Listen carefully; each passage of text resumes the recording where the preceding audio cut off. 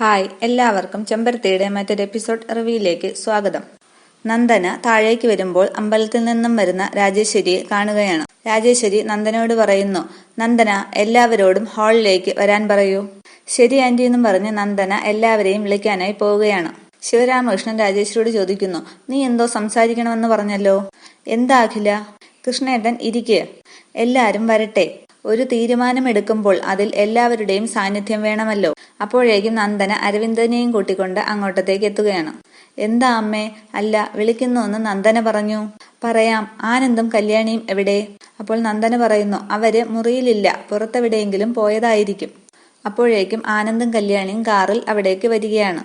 Phone എടുത്തിട്ട് രാജേശ്വരി ഞാനൊന്ന് വിളിക്കാമെന്ന് പറയുകയാണ്. അപ്പോഴേക്കും ആനന്ദും കല്യാണിയും ഹാളിലേക്ക് എത്തി. അരവിന്ദ് പറയുന്നു, ദേ ബ്രോ എത്തി.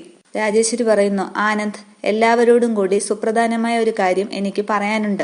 രാജേശ്വരി പറയുകയാണ്, പ്രതീക്ഷകൾക്ക് വിപരീതമായി ജീവിതത്തിൽ പല കാര്യങ്ങളും വന്നു ചേരും. വിവേകമില്ലാത്ത വികാരങ്ങൾക്ക് അടിമപ്പെട്ട മനുഷ്യൻ പല തീരുമാനങ്ങളും എടുത്തുവെന്നും വരാം. വിവേകപൂർവം എടുത്ത തീരുമാനങ്ങൾ പിന്നീട് മാറ്റിയെന്നും വരും. അതൊക്കെ മനുഷ്യ സഹജമാണ്. അങ്ങനെ എടുത്തുപോയ തെറ്റായ ഒരു തീരുമാനം ഞാനിപ്പോൾ തിരുത്തുകയാണ്. അപ്പോൾ ശിവരാമകൃഷ്ണൻ പറയുകയാണ്, അഖില എന്താണ് പറഞ്ഞു വരുന്നതെന്ന് ഞങ്ങൾക്കാർക്കും മനസ്സിലാകുന്നില്ല.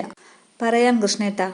ആനന്ദ് ഗ്രൂപ്പ് ഓഫ് കമ്പനീസിന്റെ ബ്രാൻഡ് അംബാസിഡറായി കല്യാണിയെ വീണ്ടും നിയമിക്കാൻ ഞാൻ തീരുമാനിച്ചു. ഇത് കേട്ട് ശിവരാമകൃഷ്ണനും നന്ദനയും അരവിന്ദുമൊക്കെ സന്തോഷിക്കുന്നു. പക്ഷേ കല്യാണി ആനന്ദിനെ തന്നെ നോക്കുകയാണ്. ശിവരാമകൃഷ്ണൻ പറയുന്നു, അഖില, എനിക്ക്.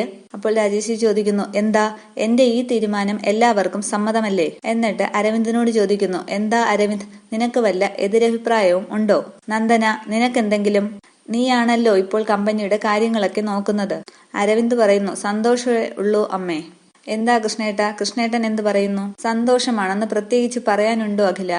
ഇങ്ങനൊരു വാർത്ത കേൾക്കാൻ ഞാൻ കാത്തിരിക്കുകയായിരുന്നു. എന്നിട്ട് കല്യാണിയോട് ചോദിക്കുകയാണ്, എന്താ കല്യാണി, നിനക്കെന്തെങ്കിലും ഇഷ്ടപ്പെടാതെയുണ്ടോ? അമ്മേ, അത് എന്ന് ആനന്ദ് പറയുമ്പോൾ രാജേശ്വരി പറയുന്നു, ആനന്ദ് ഒന്നും പറയണ്ട. ഇത് വളരെ ആലോചിച്ചെടുത്ത ഒരു തീരുമാനമാണ്. മനസ്സിനെ നീറ്റിക്കൊണ്ടിരിക്കുന്ന ഓർമ്മകളിൽ നിന്നും കല്യാണി മാറണം. എന്നിട്ട് കല്യാണിയെ ചേർത്ത് പിടിച്ച് പറയുകയാണ്, കണ്ടില്ലേ കല്യാണി, നിന്റെ ആവശ്യമില്ലാത്ത ഭീതികളൊക്കെ മാറണം. ജീവിതത്തിൽ തിരക്കേറുമ്പോൾ അത്തരം ഓർമ്മകളൊക്കെ താനെ അകന്നുപോകും. എന്നിട്ട് ശിവരാമകൃഷ്ണനെ നോക്കി പറയുകയാണ്, അല്ലേ കൃഷ്ണേട്ട? അപ്പോൾ ശിവരാമകൃഷ്ണൻ പറയുകയാണ്, നീ എടുത്തത് വളരെ നല്ലൊരു തീരുമാനമാണ് അഖില. അതെ ആനന്ദ്, കല്യാണി ഇങ്ങനെ വെറുതെ ഇരിക്കുന്നതാണ് എല്ലാത്തിനും കാരണം. ഒഴിഞ്ഞുകിടക്കുന്ന മനസ്സിലാണ് ചിന്തകളൊക്കെ കൂടുകെട്ടുന്നത്. അങ്ങനെ വെറുതെ ഇരുന്ന് സമയം കളയാനുള്ളവളല്ല നമ്മുടെ കല്യാണി. ചുരുങ്ങിയ കാലം കൊണ്ട് സൗത്ത് ഇന്ത്യയിലെ മികച്ച ബ്രാൻഡ് അംബാസിഡറിനുള്ള അവാർഡ് നേടിയവളാണ്. എന്താ കല്യാണി, ഒരു സന്തോഷമില്ലാത്തതുപോലെ? ഒന്നുമില്ല എന്ന് കല്യാണി തലയാട്ടുകയാണ്. അതിനുശേഷം രാജരാജേശ്വരി അമ്പലത്തിൽ നിന്ന് കൊണ്ടുവന്ന ചരട് കയ്യിലെടുത്തിട്ട് കല്യാണിയോട് പറയുകയാണ്, നിന്റെ ഉള്ളിൽ കിടക്കുന്നത് തൃച്ചംബരത്തിന്റെ പുതിയ അവകാശിയാണ്. ഈ സമയത്ത് ഒരു കാരണവശാലും ഭയവും വിഭ്രാന്തിയും ഒന്നും പാടില്ല. കേട്ടിട്ടുണ്ടോ മോള്? എന്ന് ചോദിക്കുകയാണ് രാജരാജേശ്വരി. അതിനുശേഷം കല്യാണി കൈ നീട്ടി കൊടുക്കുന്നു ചരട് കെട്ടാനായി. രാജേശ്വരി കല്യാണിയുടെ കയ്യിൽ ചരട് കെട്ടിക്കൊടുക്കുകയാണ്. അന്നേരം കല്യാണിയും രാജേശ്വരിയും മനഃപൂർവ്വം സൂക്ഷിച്ച് അങ്ങോട്ടും ഇങ്ങോട്ടും നോക്കുന്നുണ്ട്. ബാക്കി എല്ലാവരും സന്തോഷിച്ചു നിൽക്കുമ്പോൾ ആനന്ദ് സംശയിച്ചു തന്നെ നിൽക്കുകയാണ്. അതിനുശേഷം രാജേശ്വരി കല്യാണിയോട് പറയുന്നു, പേടിക്കാതിരിക്കാനാണ്, ഇനി പേടിയേ വേണ്ട. ഇന്നു മുതൽ സമാധാനമുള്ള മനസ്സോടെ സന്തോഷപൂർവ്വം കല്യാണിക്ക് നടക്കാം. അതിനുശേഷം രാജേശ്വരി അവിടെ നിന്നും പോകുന്നു. തിരിച്ചു പോകുന്ന രാജേശ്വരി റൂമിന്റെ വാതിൽക്കൽ എത്തിയിട്ട് തിരിഞ്ഞ് കല്യാണിയെ രൂക്ഷമായി നോക്കുന്നുണ്ട്. കല്യാണി അത് കാണുന്നുമുണ്ട്. അതിനുശേഷം കല്യാണി അവിടെ നിന്നും പോവുകയാണ്. സ്റ്റെപ്പ് കയറി പോകുന്ന കല്യാണിയെ നന്ദന ഒന്ന് നോക്കുകയാണ്. നന്ദനയ്ക്കും ആനന്ദിനും പിന്നെയും സംശയങ്ങൾ ബാക്കിയാണ്.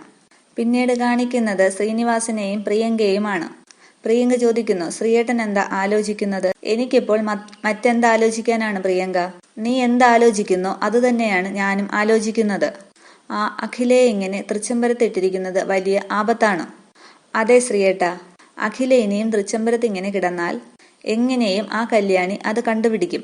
അപ്പോൾ ശ്രീനി പറയുന്നു, യെസ്, കല്യാണിക്ക് സംശയം തോന്നിയ സ്ഥിതിക്ക് ആ സംശയം അവൾ ആനന്ദിലേക്ക് പകരും.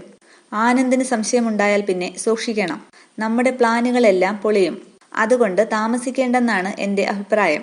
അഖിലയെ ഇന്നു തന്നെ തൃച്ചംബരത്ത് നിന്നും മാറ്റണം. അപ്പോൾ പ്രിയങ്ക പറയുകയാണ്, ഞാൻ ആ കുറുപ്പേട്ടനെ ഒന്ന് വിളിക്കട്ടെ. അതിനുശേഷം പ്രിയങ്ക കുറുപ്പിനെ ഫോൺ വിളിക്കുകയാണ്. പിന്നീട് തൃച്ചംബരത്ത് മുറ്റത്ത് നിൽക്കുന്ന കുറുപ്പിനെയാണ് കാണിക്കുന്നത്. പ്രിയങ്ക ഫോൺ വിളിക്കുമ്പോൾ കുറുപ്പ് ഫോൺ എടുക്കുകയാണ്. അയ്യോ, പ്രിയങ്ക മാഡം ആണല്ലോ. പറയൂ കുഞ്ഞെ എന്ന് കുറുപ്പ് പറയുകയാണ്. അവിടെ എങ്ങനെയാണ്, എല്ലാം സേഫ് അല്ലേ? ഇവിടെ കുഴപ്പമൊന്നും ഇല്ല കുഞ്ഞെ. പക്ഷേ കല്യാണിയുടെ സംശയം തന്നെയാണ്. അതിനെ ഭയക്കണം. അവൾ മുറിക്കകത്ത് കിടന്നിരുന്ന അഖിലാണ്ടേശ്വരി മാഡത്തിനെ കണ്ടിട്ടുണ്ട്. അപ്പോൾ പ്രിയങ്ക ചോദിക്കുന്നു, കുറുപ്പേട്ടന് ഉറപ്പാണോ അത്? ഉറപ്പ് തന്നെ. കണ്ടില്ലെങ്കിൽ ആ രാത്രി കല്യാണി ആളെ വിളിച്ച് കൂട്ടില്ല. അതെ, അത് പറയാൻ വേണ്ടി തന്നെയാണ് കുറുപ്പേട്ട ഞാനിപ്പോൾ വിളിച്ചത്. ഇനി അഖിലെ അവിടെ താമസിപ്പിക്കുന്നത് ഒരു കാരണവശാലും ബുദ്ധിയല്ല. അതേ കുഞ്ഞെ, എന്റെ ഉള്ളൊരു തീപ്പുരയാണ്. എങ്ങാനും പിടിക്കപ്പെട്ടാൽ തൃച്ചംബരത്തെ ആനന്ദും അരവിന്ദും കൂടി എന്നെ കെട്ടിത്തൂക്കി പെട്രോൾ ഒഴിച്ച് കത്തിക്കും. അക്കാര്യത്തിലൊന്നും കുറുപ്പേട്ടൻ പേടിക്കേണ്ട. കുറുപ്പേട്ടനെ ഈ ദൗത്യം ഏൽപ്പിച്ചത് നാഗമഠത്തെ പ്രിയങ്കയാണ്. ഞാനിവിടെ ഉള്ളിടത്തോളം കുറുപ്പേട്ടനെ ആരും ഒന്നും ചെയ്യില്ല. അതൊക്കെ എനിക്കറിയാം കുഞ്ഞെ. പക്ഷേ കുഞ്ഞവിടെയും ഞാൻ ഇവിടെയുമാണ്. പിടിക്കപ്പെട്ടാൽ ആരുടെ കൈകൊണ്ടാണ് അന്ത്യമെന്ന് പറയുക വയ്യ. അതേ കുറുപ്പേട്ട, ആപത്തൊഴിവാക്കാനാണ് ഞാനിപ്പോൾ വിളിച്ചത്.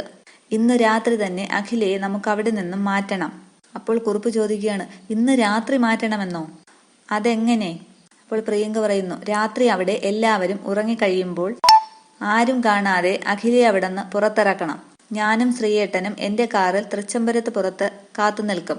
ശരി കുഞ്ഞെന്ന് കുറുപ്പ് പറയുന്നു. അപ്പോൾ പ്രിയങ്ക പറയുകയാണ്, ഫോൺ വൈബ്രേറ്റ് മോഡിൽ ഇട്ടാൽ മതി, ഞാൻ വിളിച്ചോളാം. ആ ശരിയെന്ന് കുറുപ്പ് പറയുകയാണ്. പിന്നെ കുറുപ്പേട്ട, എല്ലാം വളരെ ശ്രദ്ധിച്ച് സൂക്ഷിച്ചു വേണം കൈകാര്യം ചെയ്യാൻ. ഓക്കെ എന്ന് പറഞ്ഞ് പ്രിയങ്ക ഫോൺ കട്ട് ചെയ്യുകയാണ്. എന്നിട്ട് പ്രിയങ്ക ശ്രീനോട് പറയുകയാണ്, അപ്പോ അങ്ങനെ തന്നെ ശ്രീയേട്ട, കുറുപ്പ് അഖിലയെ പുറത്തെത്തിക്കും. നമ്മൾ കാത്തുകിടക്കണം. ശരി പ്രിയങ്കെ, എന്നാ നമ്മൾ വൈകിക്കേണ്ട, ഇറങ്ങാം. തൃച്ചംബരത്ത് എത്തുന്നതിന് മുമ്പ് കുറച്ച് കാര്യങ്ങൾ കൂടി ചെയ്യാനുണ്ട്. അതിനുശേഷം രണ്ടുപേരും കാറിൽ കയറി പുറപ്പെടുകയാണ്.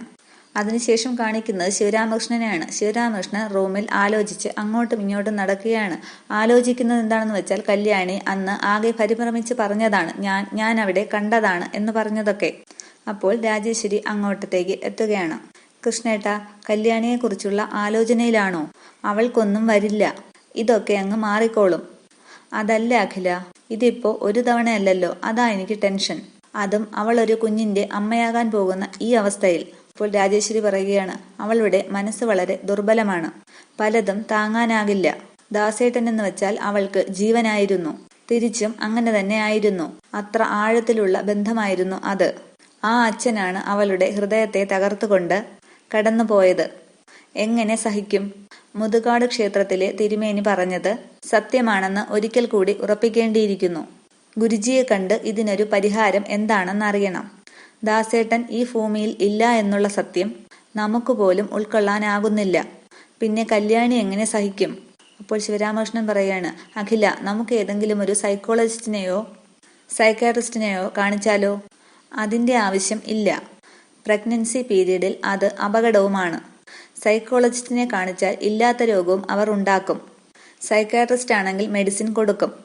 അതൊന്നും ഇപ്പോൾ പറ്റില്ല. അപ്പോൾ ശിവരാമകൃഷ്ണൻ പറയുകയാണ്, കല്യാണി ആരെയോ കണ്ടു എന്നാണ് വിളിച്ചു പറയുന്നത്. ഇപ്പോഴും അവളുടെ മുഖത്തെ ആ വിഭ്രാന്തി മാറിയിട്ടില്ല. അവൾ ആരെ കണ്ടു എന്നാണ് വിളിച്ചു പറയുന്നത്? അപ്പോൾ രാജേശ്വരി ഒന്നമ്പരക്കുകയാണ്. എന്നിട്ട് രാജേശ്വരി പറയുകയാണ്, അസമയത്ത് സ്വന്തം നിഴലിനെയോ ഇല്ലാത്ത ഒന്നിനെയോ കണ്ട് ഭയപ്പെടുന്നത് ഒരാളുടെ മാനസിക വിഭ്രാന്തിയാണ്. അവൾക്ക് പ്രിയപ്പെട്ടത് നഷ്ടപ്പെട്ടു പോയി എന്ന സത്യം ആ മനസ്സിന് അംഗീകരിക്കാൻ കഴിഞ്ഞിട്ടില്ല. ദാസേട്ടൻ അവളെ പറ്റിക്കാനായി അടുത്തെവിടെയോ മറഞ്ഞു നിൽക്കുന്നു എന്ന് അവളുടെ മനസ്സ് തെറ്റിദ്ധരിക്കുന്നു. അതാണ് അടഞ്ഞുകിടക്കുന്ന വാതിൽക്കലൊക്കെ അവൾ ഓടിച്ചെല്ലുന്നത്. അതിനകത്ത് ദാസേട്ടൻ ഒളിച്ചിരിപ്പുണ്ടെന്ന് അവളുടെ മനസ്സ് വിളിച്ച് പറയുകയാണ്. ഒരർത്ഥത്തിൽ അതും മാനസിക രോഗം തന്നെയാണ്. അതല്ലേ അഖില ഞാൻ പറയുന്നത്, നമുക്ക് ഏതെങ്കിലും ഒരു സൈക്കാട്രിസ്റ്റിനെ കാണിക്കാമെന്നത്. എന്റെ കൃഷ്ണേട്ട, അവരാദ്യം ചെയ്യുന്നത് മനസ്സിനെ മയക്കി കിടത്താൻ ഉള്ള മരുന്ന് കൊടുക്കലാണ്. മനസ്സിനെ മാത്രമല്ല, ശരീരത്തെയും തളർത്തിക്കളയും. അമ്മയാകാൻ മാസങ്ങൾ മാത്രം ബാക്കിയുള്ള ഒരു പെൺകുട്ടിക്ക് ആ ചികിത്സയൊന്നും ശരിയാകില്ല. അപ്പോൾ ശിവരാമകൃഷ്ണൻ ചോദിക്കുകയാണ്, പിന്നെ കല്യാണിയെ എങ്ങനെ നമ്മൾ ഈ അവസ്ഥയിൽ നിന്നും മാറ്റിയെടുക്കും? അത് സ്നേഹത്തിലൂടെയും പരിചരണത്തിലൂടെയും മാത്രമേ സാധിക്കുകയുള്ളൂ. എന്റെ കൃഷ്ണേട്ടൻ അതിലൊന്നും ടെൻഷൻ അടിക്കേണ്ട. ആ കാര്യമൊക്കെ ഞാൻ നോക്കിക്കോളാം. അവൾ പ്രസവിക്കാൻ പോകുന്നത് നമ്മുടെ മകന്റെ കുഞ്ഞാണ്. കല്യാണി നമ്മുടെ മരുമകൾ മാത്രമല്ല. കല്യാണിയുടെ ജീവിതം തൃച്ചംബരത്തായിരുന്നു. വേലക്കാരിയായി വന്നവൾ നമ്മുടെ ഹൃദയം കീഴടക്കിയവളായി. എന്റെ പൂർവികരുടെ ജന്മപാരമ്പര്യം തകർത്തുകളഞ്ഞുവെന്നും പറഞ്ഞ് ഞാൻ കുറ്റപ്പെടുത്തിയിട്ടുണ്ട്.